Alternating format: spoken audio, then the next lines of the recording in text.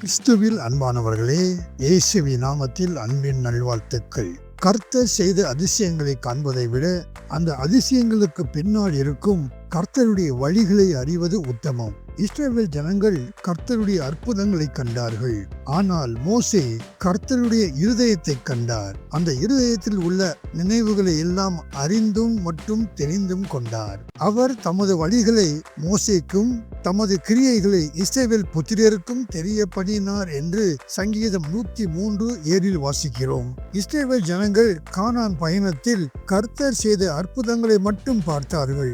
ஆனால் மோசே அந்த அற்புதங்களுக்கு பின் இருக்கும் கர்த்தருடைய வழியை துல்லியமாக அறிந்தார்.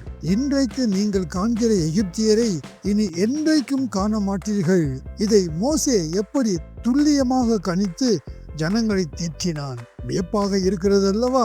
மோசே கர்த்தரின் அற்புதத்தை பார்க்காமல் அதை செய்கிற கர்த்தர் எப்படிப்பட்டவர் என்பதை நன்றாக ஜீரணித்து வைத்துக் கொண்டிருந்தார். மோசே கர்த்தரை முகமுகமாக தரிசித்தவர்.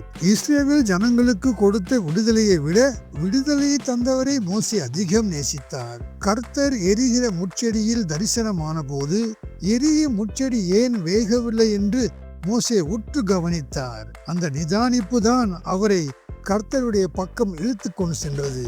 அந்த முதல் சந்திப்பிலேயே கர்த்தர் எப்படிப்பட்டவர் என்பதை மோசே நன்றாக ஜீரணித்து கொண்டு விட்டார் என்றால் மிகையாகாது. இஸ்ரவேல் ஜனங்கள் பாவம் செய்த போது கர்த்தர் அவர்களை அழித்துவிட்டு மோசேயை ஒரு பெரிய ஜாதியாக்குவதாக கோரினார். ஆனால் மோசே அதை மறுத்தார். நீர் இவர்களை அழித்தால் எகிப்தியர்கள் என்ன நினைப்பார்கள் என்று கர்த்தரிடமே தைரியமாக வாதிட்டார். கர்த்தருடைய கோபத்திலும் இரக்கத்தை கண்டறிய முடியும் என்ற கர்த்தரின் இருதயத்தை துல்லியமாய் அறிந்திருந்தபடியால் தைரியமாக கர்த்தரிடம் வாதிட்டார். மோசே கர்த்தருடைய வழிகளை துல்லியமாக அறிந்தது போல் இன்று நாமும் மோசேயைப் போல கர்த்தரை துல்லியமாக அறிய அழைக்கப்படுகிறோம். வெறும் அற்புதங்களுக்காக பின் செல்லாமல் அந்த அற்புதங்களை செய்கிறவர்களுடைய இருதயத்தை அறிவோம். இஸ்ரவேலர்கள் கர்த்தருடைய வல்லமையை அறிந்தார்கள். ஆனால் மோசேயோ கர்த்தருடைய விருப்பத்தை அறிந்திருந்தார். கர்த்தருடைய விருப்பத்தை அறிந்தால் கர்த்தர் அவருடைய வழிகளை நமக்கு தெரிய பண்ணுவார். கர்த்தரின் வழியை அறிந்தால் எதையுமே துல்லியமாக செய்யலாம். இந்த செய்தியை மற்றவர்களுக்கும் பகிருங்கள். கர்த்தர் தாமே உங்கள் ஒவ்வொருவரையும் அபரிமிதமாக ஆசீர்வதிப்பாராக. ஆமென்.